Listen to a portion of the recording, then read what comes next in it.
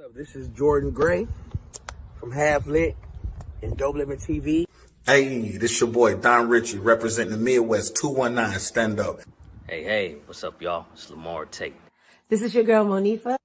Hey, what up? It's your man Dave Hollister from Blackstreet. You know what this is right here. This Trigger Trench in the building. Hey, what's up, y'all? This is your boy Jason Weaver. And whenever I'm back home in the Chi, I'm checking out Dope Living TV. Hey, it's your girl, Adina Howard, and you're watching Dope Living TV, live with Greg Gray and the crew.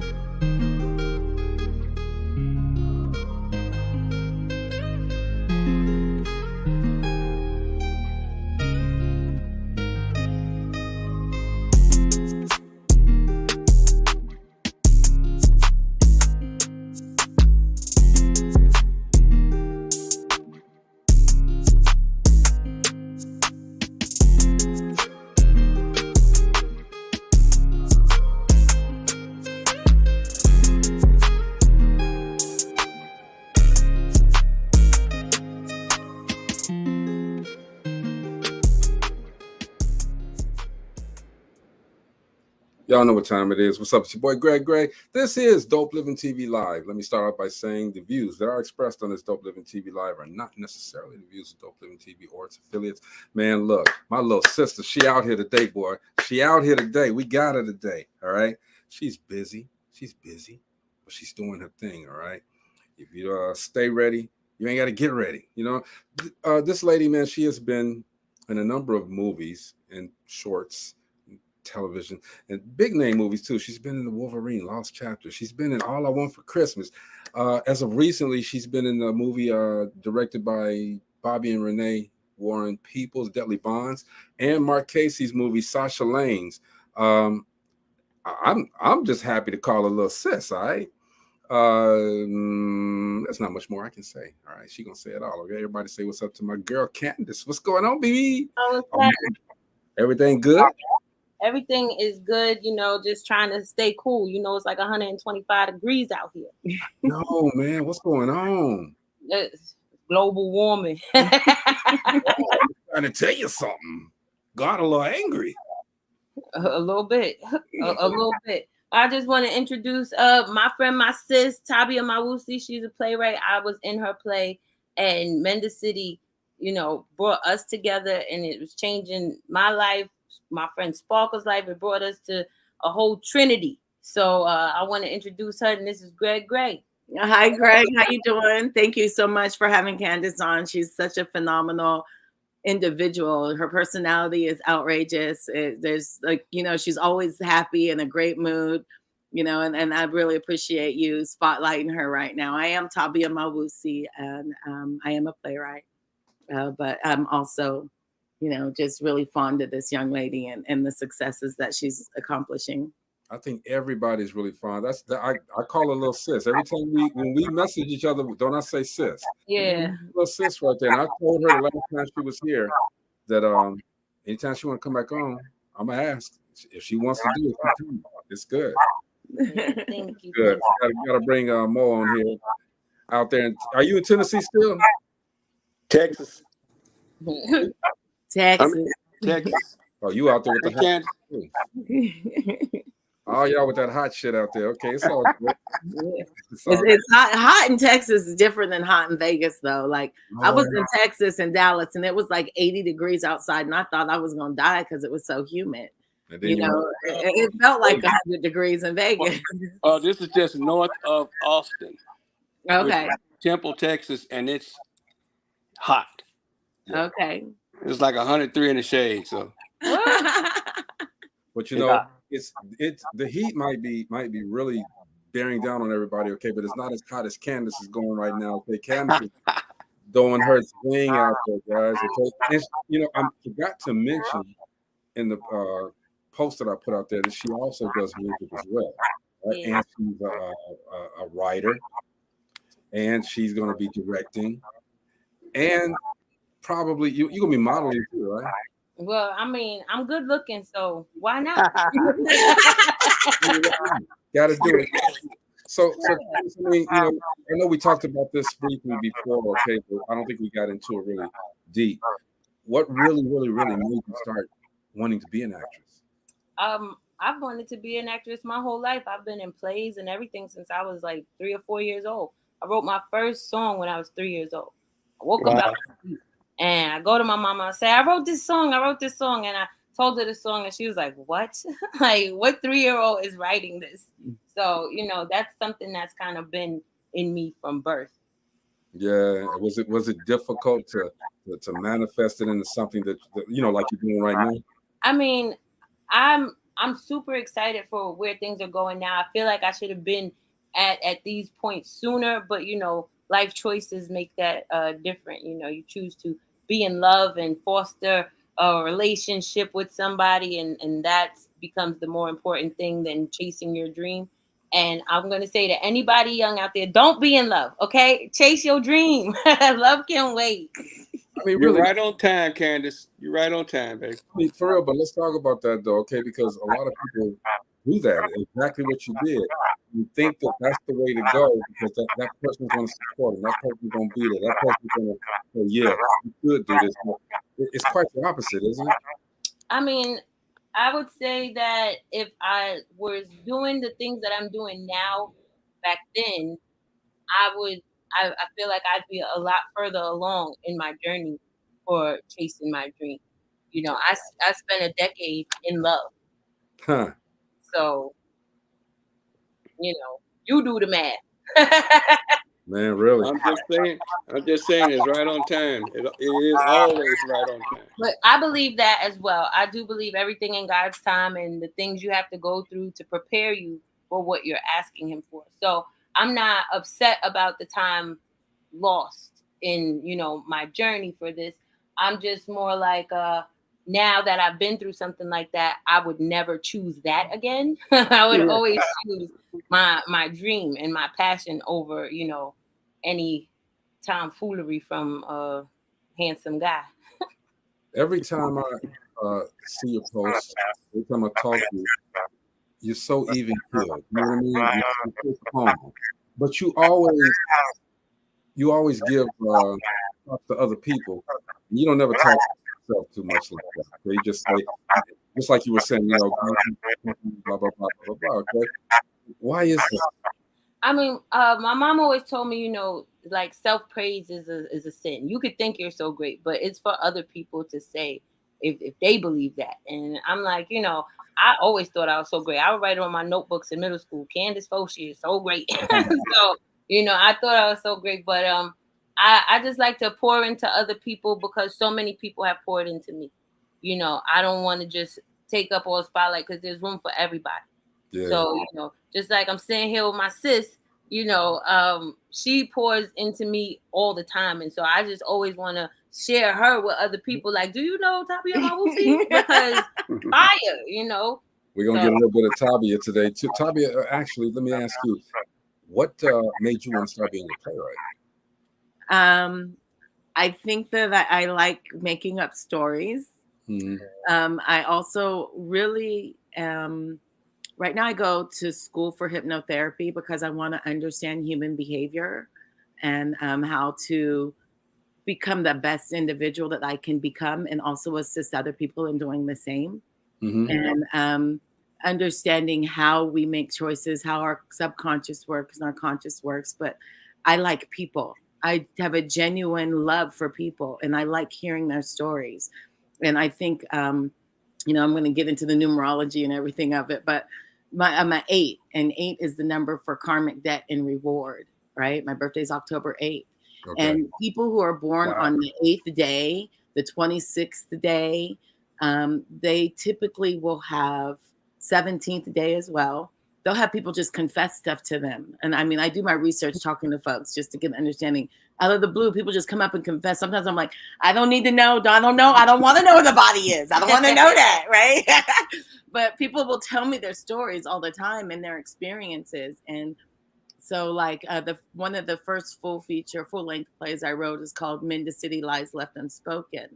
It's a play on the word mendacity, which means lies. And Spirit said, tear the lies apart and you can mend a city. And the city I'm calling you the men's ethnicity most often referred to as African American or Black. But in this play, there was a woman in my church who was telling me a story about one of the evangelists who found out that this girl who had been in her classes in her Sunday school, that was a part of the youth program that she directed, she found out it was the child she gave birth to 17 years before. Wow. Right? Like, and she's been knowing this girl since she was like 9 or 10 years old. Family moved into the community, wanted a church. And the girl did a research to find out who, she found out she was adopted, did the research to find out who her adopted parent was, and found out it was her, and came to her, you know, and she shared her testimony about giving the child up for adoption, but didn't know that for the last 8 or 9 years, she's been raising in some regard and pouring into her own daughter. And they were really close, and she had no idea it was her daughter. So I kind of took that story and wrote a play around it about a family and children that they were raising. And it turns out that one of them is their daughter. So interesting. You know, I'm looking at the vibe with you two. Y'all getting ready to do something, ain't y'all? We getting ready to go to the pool. It's hot. We need y'all getting ready to do some work together. We about to do what? Some work. Y'all got some more work. We always got work to do. Candace is first time. Let me tell you, I'd known this girl. I met her in December. She came in audition, did a great job. God, she's in the play. And in August, that was in December. In August, we're riding in the car, and she turns this music on. Or no, the music wasn't even there. Was it? I told you. I said, let me tell you the song I wrote. Yeah. And she starts spitting. I don't know. Have you heard her music? Yes. Oh my God, Lee. So, you know, excuse me. Are we allowed to cuss on here or no? Yes, of course. Okay. So I'm like, bitch. No, we can't say words like that, though. What? I'm sorry. It's what I said. No, I'm joking. Why you didn't tell me you got it like that? Like, did you just spit that at me like that? And I didn't know you had that in you. I mean, you can act. And she's directable. She's the easiest person to work with. I know when we worked with Mark Casey on Sasha Lane's, and we went in there, and the audition was cool because there was somebody else there. Yeah, I lined up a few people to audition. I heard that he was coming to town looking for some actors, and trying to remember who the lady was in California that hit me up and said, hey, do you know some actors that can come and audition for him? And so the audition went well. She knocked it out the park. The other girl did well too, but you know, when you get to talking to her, she's gonna win them over every time. Every time she tells me she gets casted, I'm like, I'm not shocked. Like, I casted you, you know. And when we got on set, you know, she's just so professional. She takes direction well. She listens. You don't have to keep telling her over and over again what to do or what you want. You just have to say it maybe one time and might even get it out. She's like, I got you. Right. And then she does it. In the studio, same thing. She gets in there. If she can do it in one take, we'll take it. But let's do it again. Let's get like 2 or 3 takes. Yeah. That was great. But let's get 2 or 3 takes just so he has something to mess with when he mixes. You know, let's do it again. But she's so professional. I'm like telling you, extremely professional. I mean, and this is why we here at DopelivenTV love Candace, you know, because she came on here and she just, you know, won our hearts, number one, okay? And we know she's talented because she spit for us too, right? And I don't know. Mixed the video for her? Yeah. I mixed the video for her. Yeah. Did you do it? Yeah. And I just sent him the one that I just worked on. Yeah. I've been busy, sis. I'm sorry. I apologize. No, don't worry. I know you're busy. Everybody's busy. So, you know, when you can. But you haven't heard it, Greg, but I sent it to Maurice and he liked it. Which was song? The one I sent you that I did in New York. Oh, okay. Then I'm coming through hard. Ever try to disrespect, then I'm pulling your car. No. Okay.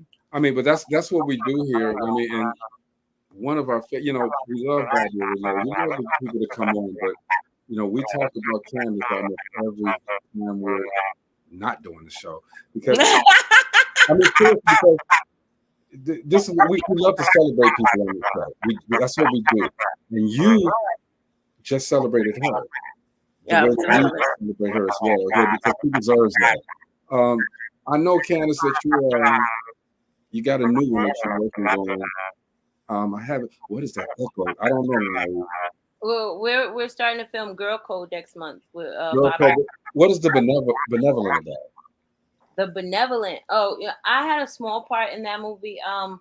I don't even really know all of what it's about because I haven't seen it yet. But it's something about like a man on a mission and he's kind of losing his mind a little bit. So, that's what that's about. This guy Larry Jenkins says, "I want to act." But A lot of people say they want to, but Bobby and Renee have auditions and they have a newsletter that let people know when they're having auditions. And the turnout is not of that for people that say, I want to act. If you want to act, the opportunities are available to you to make it happen. Like everything that I've done in my career, I don't have an agent. I don't have somebody who's, constantly booking me. I have to keep my eyes peeled and my ear to the ground to figure out what's going on so I can, join up and let me be down. How can I be down? Put me in the game, coach. I knew it was coming. Put me in the game, coach. Bop, bop, bop. Jordan, like that. That's how I'm going to do it. Gotta do it. I mean, it's and for the amount of years that I've been in this game, it's not going to be given to you. You got to get out there and take it, right? So I feel you on that for real. So the advice, because these people are in here saying, I want to act, me too. Right. What would you tell them to do? Be serious, because don't nobody got time to play and waste time figuring out if you're going to really be it for whatever they're trying to do.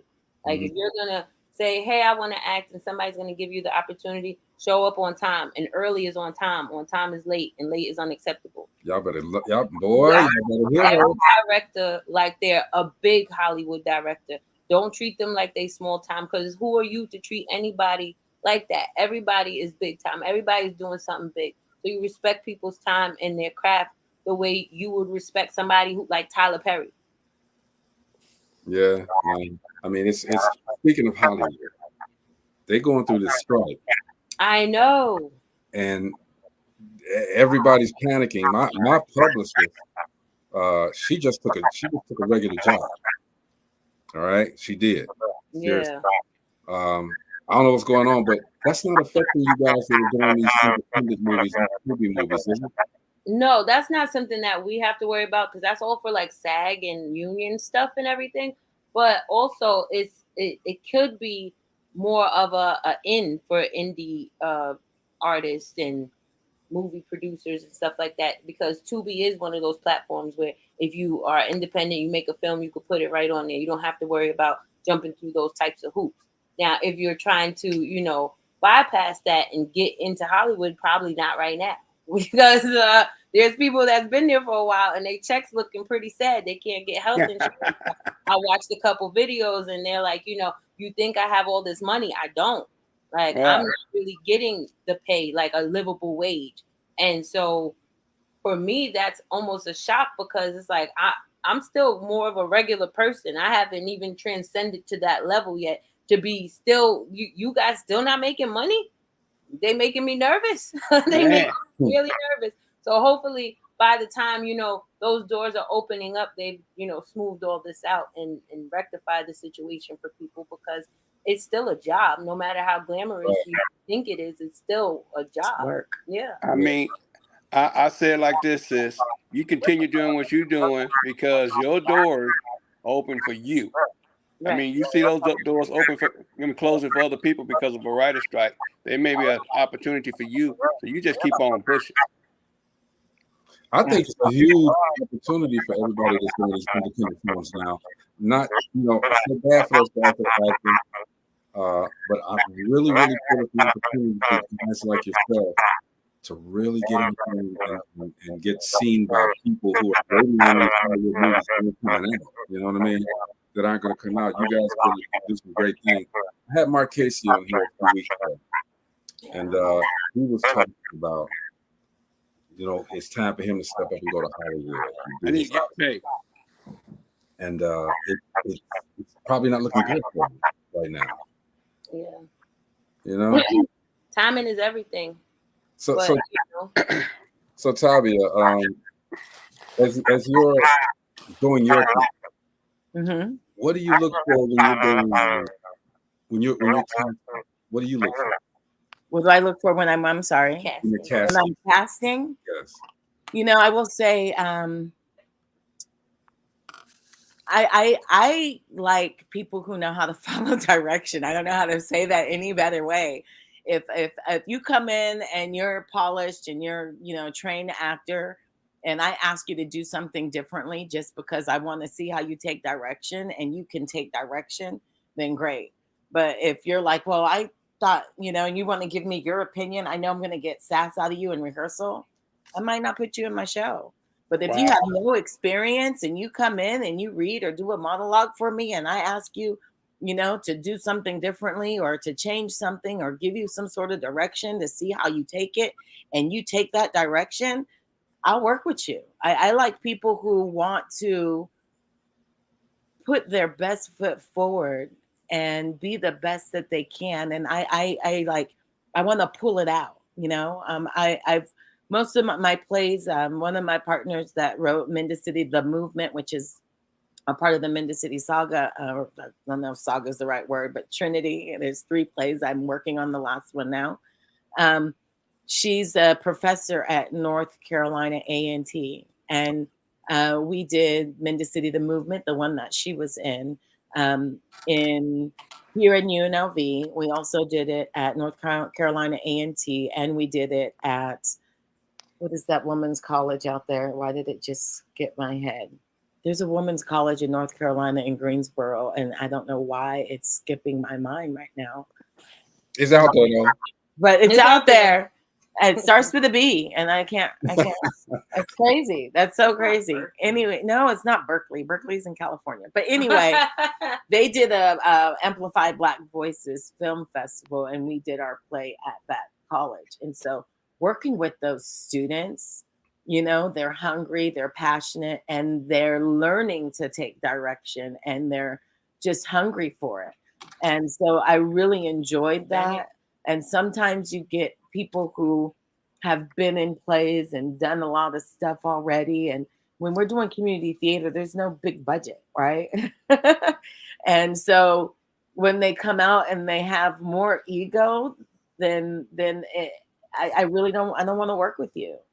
I love the talent, but I'm not here to, you know, when I was in college and I was in taking lead roles, and taking, like I was getting them, right? Taking them. I was never a prima donna because I believe in the ensemble and that every single line matters because the playwright put it in there.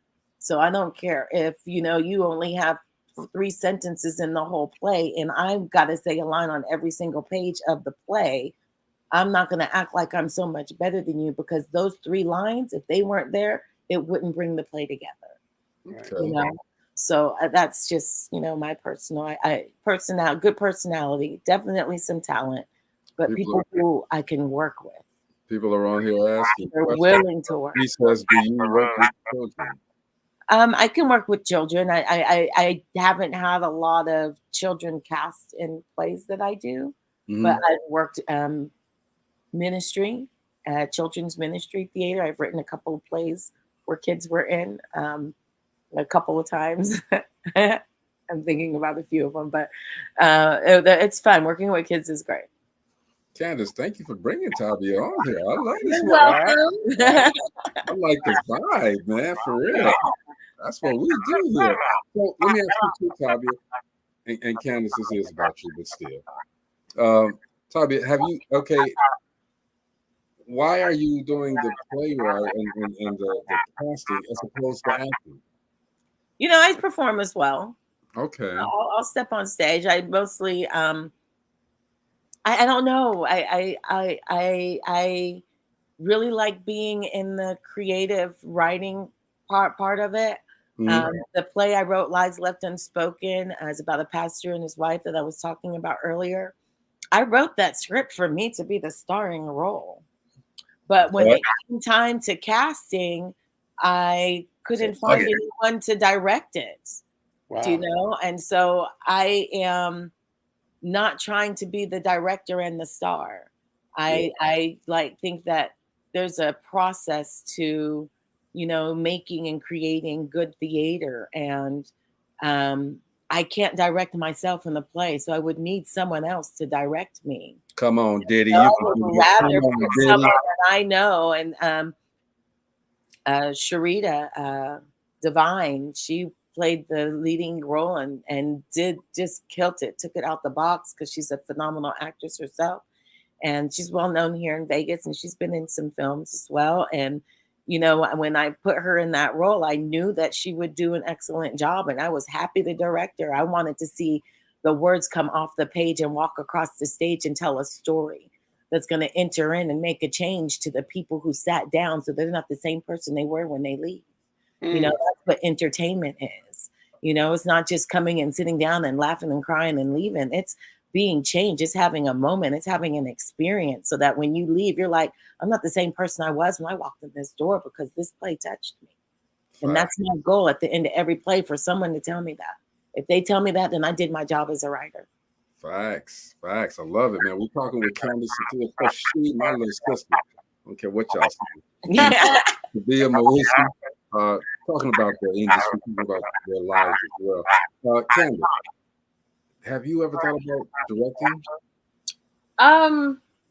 Yeah, I've thought about it, but I want to kind of just make my name as an actress first, and then I would take on, you know, bigger projects like that.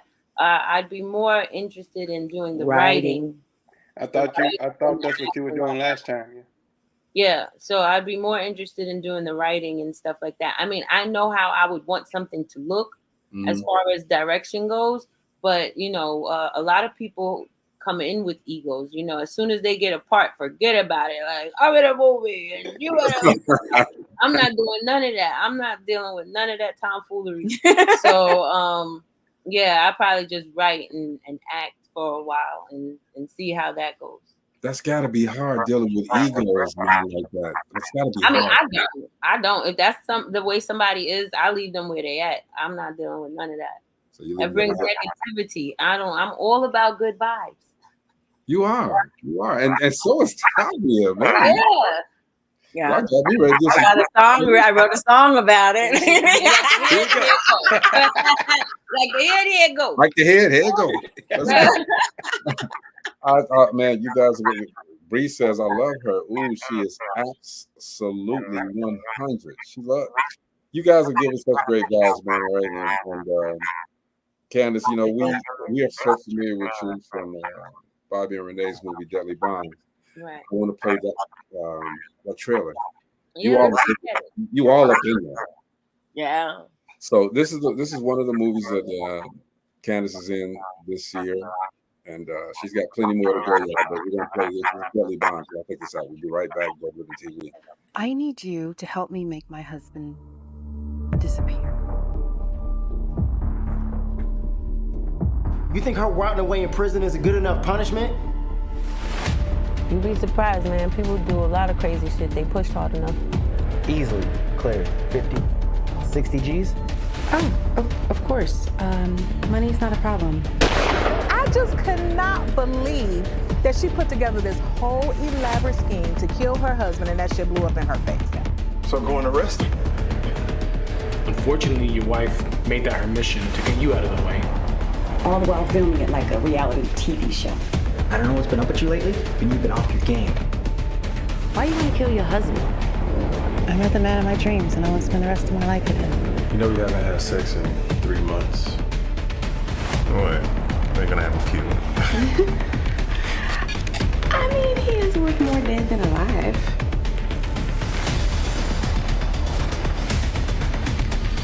Just jumped up in the head. I know, man. I feel like I'm a fucking failure at marriage, man.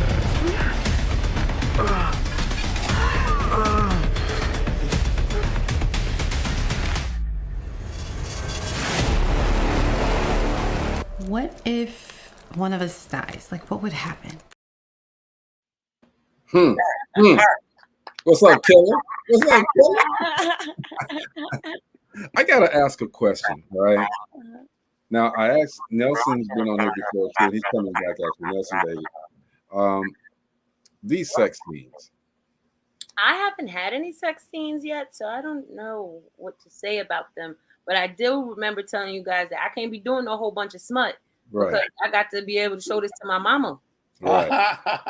All But I right. wanted to ask Tabia, if you were directing and you had to in the script there was a sex scene, how would you orchestrate that? Well, I would say, first of all, I do theater, live theater, more so than film, but I do want to get into doing film in terms of directing and writing for film. So we can scratch that question in, right? But I would say that the camera picks up everything. So if it just depends on the audience, who's watching who's going to watch it. You know, I think that I think if it's a part of telling the story and it's a necessary part of the story, that's then the point right there. Do it's if it's it depends on what the story is. If it's a story like 50 Shades of Grey, then you're going to put as much sex in there as possible because that's what the story is about. You know, but if it's a story about, you know, Billy getting kidnapped and then, you know, mommy has a boyfriend and we don't need to see the sex scene maybe because the story is about Billy getting kidnapped. You know, I'm like, I just think that it really depends on who the audience is, who we're portraying the story, who we are portraying the story to, and what the context of that story is, and whether or not that scene is going to be necessary. You know, I remember being a kid, and I think we were watching like 9.5 Weeks, and I didn't know. I had to leave the room like I was a kid. Like, oh God. You know, like I didn't know that's what it's just like on HBO or something it was on. See, that's what the girls did, but the boys stayed there. We stayed. No, I would do. My parents say, "Cover your Cover eyes." your I'm like eyes. this, and then they call my name, and I look at them like, "Huh?" Like, get out of here. Wasn't covering no eyes. He ain't no smut. That don't mean I ain't watching that. Right. Man, my brother left a Playboy book on the table. It was over for me, man. For real. I was like, the scenes. I'm I sorry. was trying to peek, but I wasn't supposed to. Hey, Will Red said it has to be difficult to make the characters look believable. They have to click. You know, and Nelson, when he described that, he just said, and the actresses that have the scenes with them, you got to be comfortable with that person too. You know, you got to kind of know that person very well and get real comfortable with it. Let me get off of that. I agree, and I also disagree. Yeah, because if you're an actor, it doesn't matter if you think they're good looking, if you don't, whoever you're supposed to be, if they think they're good looking, so do you. It's so fine to me. You know, you're supposed to be able to embody whatever is on that page. Right. So it doesn't matter. Like I hear a lot of people had feuds behind the scenes because they hated each other, like Sex and the City, Kim Cattrall and Lady. Her name ain't really Carrie. Sarah Jessica Parker, the main lady, hated each other, but they made a great show. Like you would never be able to tell that. They looked like they were best friends. Brandy and Countess Vaughn on Moesha hated each other, looked like they were best friends. So that really is not a big deal. It's nice if you get along with the people you're working with, but it's not necessary. And that's crazy how you just. That's crazy how you just gave that example of people who don't get along and they're acting so good that you would have never known. I don't know. The job is acting. The job is acting, right? So the first job as an actor that you have to do is figure out the similarities and differences between you and that character, right? So that you can be aware of the choices that character is making that you would never choose. And realize that it's not you on stage. Yeah, it's not you. It's that character is the one that's on stage or behind or in front of that camera. It's not you. So if you don't know the differences and the similarities between you and your character to be able to really differentiate yourself from being like, I know when I did Julia, played the character Julia in The Wedding Band by Ellis Childress, I stepped on stage at the beginning of the play. And I didn't leave that. I never made an exit. I was on stage the whole time. I didn't make one exit.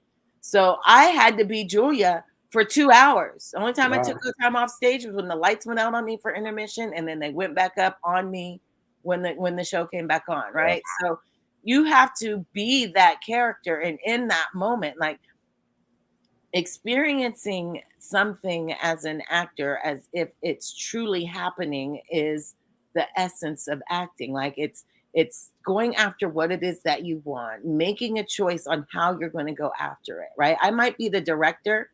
I might be able to give you an idea of how I want this scene to play out, the blocking of it. Mm-hmm. But as an actor, your job is to make choices, just like in life. Like you're given a life. You have a life, you have a purpose, you have choices to make along the way. You might look at your spiritual, guide or God or whomever it is for direction, but you're responsible for making the choices in your life. Same thing on stage. The playwright wrote the script. The director gives you direction, so that they can get what they want out of it. But it's your job to make choices. And if you're making the same choice every time you get up to do the scene, I'm going to tell you to do something different just so I can see something new. Because unless you've tried it 20 different ways as an actor, making different choices in that scene so you can know what's truth, what's real for you in that moment as that character, you're missing out on the responsibility of making choices as an actor. Speak on it, girl. Speak on it, man. We're getting a master class in acting today. But I know I'm serious. I will sit here and listen. I would rather listen than ask questions because, man, you guys are spitting facts for real. Little sis, what's happening? You're so talented. All right. What is it? What's the most difficult part of doing what you're doing now? All of it, the acting, the music. What's the most difficult thing for you? I wouldn't say that any of it is difficult because this is, what I love. If it's let's go hang out in the studio and write something, I'm down for that. Or let's, try to put some skit together, I'm down for that. So there's nothing really hard about that. What's hard is in my mind, I'm a billionaire and it's rough, okay? That's the hard part, okay? The finances need to match what's happening in my brain. It's coming. It's coming. I know it's coming. But, that patience is very. Yeah, I'm working on it every day. So I'm going to throw something out there right quick. You know how her personality is, and you've had plenty of opportunities, I'm sure, to have some conversations with her. Most definitely. And I'm looking forward to her doing stand-up comedy. I think she would kill it. I am. She is make me laugh funny. Conversation funny, and so is everybody else. That's good. That's who else is it? Dave Chappelle is conversation funny. Yeah, he basically has a conversation with you, and you're cracking up just because he's telling the story about his experience. Yeah, I think I get what type of she's saying. Because the conversations that you have and those pieces that you pick out that you want to make funny are very funny. And by you being a social butterfly, I mean, it's natural for you. I get it. So let me tell you what we did. We had her sit down, just, talk to us. And we hit record. She talked for like 48 minutes straight. And it was all hilarious. And all we did was listen. And it was all material. All we got to do is go write it down and say, okay, go do this. But that's what I'd like to see her do. I can believe it. I think people will love who she is, love how real she is. She got that I'm not your motherfucking girlfriend song. But that's like she that's her life. Like she's so committed to being focused on being an actor and being an artist. And all kudos to her as a mom. She gives everything she can and everything to Michael, so it doesn't take away from that at all. But I know what I went through in my youth. My first husband didn't want me to do anything. He wanted me to be a nurse. And I'm like, I don't even like blood. Like, I don't understand what you're talking about. Your family did nursing, I'm not a nurse. I want to sing and dance and act and cheer because I was 19, 20 years old at the time. These are the things that I want to do. What are you talking about? So no support there because he didn't want to share my attention with anyone, and then, a lot of times, especially for women, when the whole idea of being in a marriage, it's to support that husband. Yeah, I have a whole poem I wrote about it. You know, but that's another Got a story. whole poem, yo. Yeah. Right. She also Wow. does spoken word. Yeah. See, look at So that. You got to come back on and do some spoken I word. write. I'm a writer. I'm a creator. You know, sometimes I wake up and I got songs that are just there, and I'll write the words out.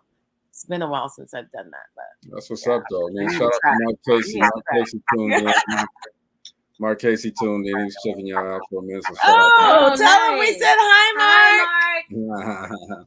It was great working with him. He's got Yeah. wonderful, Fantastic guy, man. He's a funny dude, too, man. He Yeah. is super funny. Yeah. He is a funny guy, man. But shout out to Mark Casey. Shout out to all of you guys that are doing your thing on Tubi and other places as well. It's an opportunity right now, again, for everybody to get out there and get their stuff seen. You know what I mean? But sis, I wanna let you know that we're following you. All of us on WTV. We're following you. We're checking you out. We're making sure you're good. All right. Thank And I'm you. gonna say this, all right, because I asked the question about the sex scenes and this and that. Don't do that. You don't need that. I mean, now listen, I'm pretty You good. don't need that. I'm pretty good looking, so I'm sure at some point there will be some. I'm not going to give too much away about the movie I'm filming next month, but it will be more skin than Deadly Bombs. And I get it, but you know, my thing with all of that is that, and Tabia said it so well. If it's necessary to be in that movie, Now, you know, see, that's how it goes. the only thing I can't say is if you're not the writer or producer of that movie, you don't get to say what's necessary or what's not. You're hired as an actor to do a job. So if you don't want to do this job, then you can get the hell on and we'll get somebody else. So no. I'm going to do the job. Depending on how naked I need to be, I'll do the job. If it's like, soft porn or something, there's a Red Shoe Diaries or something like that, I can't do it. I can't do it. Red Shoe Diaries. I remember that. Y'all don't know about them Red Shoe Diaries. You want to do that? I know, man. I know. So when we gonna hear some more music from you? Well, I just did a track out in New York with my friend who does a lot of my music. Music is not my main focus because I'm really, trying to go hard with the acting and everything. But it's something I like to dabble in. I'm not opposed to performing and going to a show and doing some stuff. It's just more like I already have stuff that I've done, so I'm still doing that as opposed to writing new stuff because I got scripts I gotta learn and making those type of plays. So it's a lot to do both, and so I just picked the one I love the most. You got more scripts that have been given to you now? Yeah. I got a project coming up at the end of the year with Flowboy Films, and I'm portraying Miss Christine Atkins' life, and that's going to be called Enemy of the Church. So that's down in Florida. So I'm really excited about that. That's coming up. So that script I'm gonna have to learn.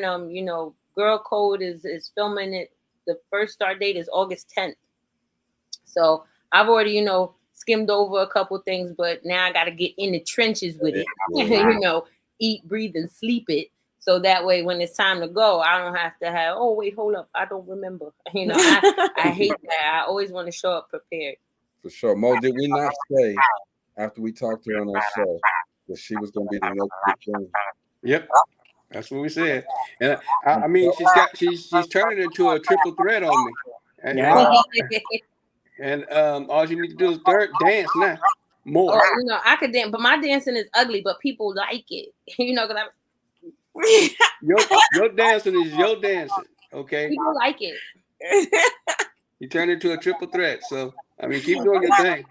Hey, listen to Big Bro. Listen to Big Bro. Don't do the dancing. Right? No. You want to do the dancing. She has a lot of fun doing the dancing. Let me tell you, like everybody, I just remember, I'm imagining all the different clubs and lounges that we've been to in Vegas. And when I go with Candace, how much fun we have. Because she better not pull out the Batman on us. Oh my gosh, she does it all. Yeah. She's a Prince fan and Michael Jackson fan. So I'm a Michael Jackson fan.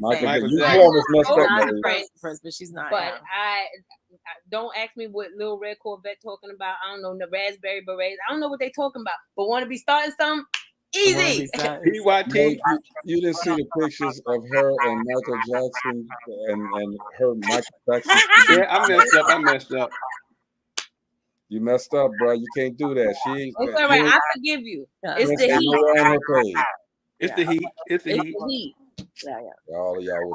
But let's be clear, because I don't want no people DMing me. I don't talk nothing about Prince. I don't have anything against Prince. He's just not my favorite artist. Purple's not your color. Yeah. I like red and black, like, the Bad album. That's all good. You messing with that hat. Which side you gonna be on, girl? I mean, I'm doing it like this so y'all can see my face, but I'm just saying we got out in the sun. It's gonna be this. We got gang bangers that watch the show too. I mean, this is for Reefer, so I don't know what they want to do about it, but this is for Reefer purposes.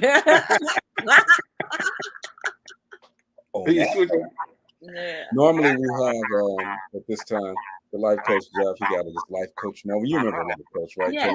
We ain't got him this time, so I want Tabia to give us some life coach moment. Give us a life coach moment. Yeah, give us a life coach moment. A life coach moment. So I'm not sure. Let me think about it. Be on the spot like this. I will say what's coming to mind. Earlier, Candace was talking about how much she likes to pour into people. Mm-hmm. And, if you think about it, you want your glass to be full at all times. All right. So if you have to tilt your glass to pour into somebody, and then when you put your glass back up, you're half full or half empty or almost empty, then there's nothing left for you because you spent so much time pouring into someone else. Wow. I would encourage you to allow yourself to ask and it is given, right? So the first job is for you to ask for what it is that you want, right? That's your job, is to ask, right? It's automatically given because the universe doesn't know nothing else but to give you what it is you're asking for. The reason why we don't have is because, I use biblical terminology a lot, is because, you have not because you ask not. When you do ask, you ask amiss. And it is sometimes when we ask for something, we're thinking that we really don't deserve it. It's never going to really come. It's not going to happen. So we're blocking the blessing and we're not allowing it to happen. So I would say allow what it is you're asking for. Open your heart and your mind and your soul up to know and have full faith to receive it. Open up to allow your glass to be completely filled, and don't tip your glass to pour into someone else. Allow them to receive it from your overflow. That's what's Allow up. them to get man. That's what's up. Come on, man. I wish You're gonna be on the spot, but I was ready. That's pretty damn good to be just on the spot. Like we do with Jeff. The closing music to come out, man. But no, that's cool. Hey, sis. Again, we're proud of you. We're so proud of everything that you're doing. Bree said, wow, she said that. Yeah, that. We're proud of you because number one, you're genuine. All right. From what we know about you, we haven't known you that long, but we generate some good character judges. You're genuine. You like to have fun. You're driven, and you got a lot of stuff that's ahead of you. The stuff that's behind you, you don't even have to look back anymore, man. What's ahead of you is so I'm good. excited. I'm like this every day. So excited because just new opportunities keep presenting themselves to me, and it's just I'm in awe. I just feel so blessed and thankful and grateful for everything and everybody that's coming into my life, because I got you guys now, and you guys pour into me. So my cup is never empty. So if it was something that you could tell these people out here, just not necessarily a life lesson, okay, but just in general about what you do and how they can do what you do, what would it be? I would say just keep at it. If you give up, it'll definitely never happen. So, and I understand how hard it is to keep going, because sometimes I'm like, I quit this. I'm just over it. It's not going my way. And it's easy to fall into that, but just keep being persistent, because it will happen and it will come. But if you give up, it never will. Yeah. And take it seriously. Like, you could be a jokester and a fun person, but this is something, if you want it, you want this to be your life, you take it serious. So if you got an audition, you be at that audition. If somebody say, I sent you over something to read it over. Everything is taking you to the next level. So don't ever brush anybody off like, oh, I don't need to do that. Everything you're able to do it. You never know where it's going to lead. Y'all better get this master class, man. We're gonna y'all better hold on to it. You guys just gave everybody a lot of good wisdom about this business. No, you want to say something real quick? I just want to say, we're going to continue to pour in you so your cup can overflow and other people can get some off of it. Thank you. Most definitely. I love you. I love you guys. Thank you. And now we got another friend here. Thank you so much for allowing her to invite me to come on. I really enjoyed it. I'm gonna start watching more. I will tell you, I don't do the internet that much, but I will chime in. I'm gonna check y'all out and figure out when you're on. Hang out with us, Tabi. I'm a friend you as well. Please do. You as well as Candace, man. We always say at the end of the post, if we like you. This platform is your platform, and if you ever want to come back here and hang out with us, I don't care if we're doing relationships, I don't care if we're talking to Mark Casey, I don't care whatever. Just let me know. We got so you. I do numerology. And I'm 14. I was born 14. So is she. So it's so crazy because I wanted to talk about the number 14. Let's go. So the 14 is in numerology, you add the digits together. So 14 number is a compound number that adds up to 5. 5 is the number for communication. So I'm not surprised that you're doing this at all, right? So if you're a 5, a 14, a 23, those are the compound. Are you a 23? You're a 5, right? So amazing that I got 3 5 people here. I was feeling that 5 vibe and I figured it was here, right? But master communicators. So if you look at the 5, 5 is the number for action, change. If you look at numbers, 1 is the idea, 2 is the thought, 3 is the expression of the thought, the power of creation. God said, let there be light, and there was light. That was spoken word, right? Or written word. 4 is the creation itself. 5 is the experience of what has been created, all right? The communication of what's been created, right? So if you were to have an idea of an apple and you go and plant a seed and it grows and you pick it off the tree and you bite that apple, you're experiencing the apple. That would be the 5. All right. Gotcha. 6 is taking responsibility for the experience and the thing that you created. 7 is what lesson did you learn internally, spiritually from that thing, that idea that you had, that thought that you put on paper, that you spoke into existence, that manifested, that you bit and experienced, that you nurtured and took responsibility for. What lesson did you learn from that, right? That's 7, right?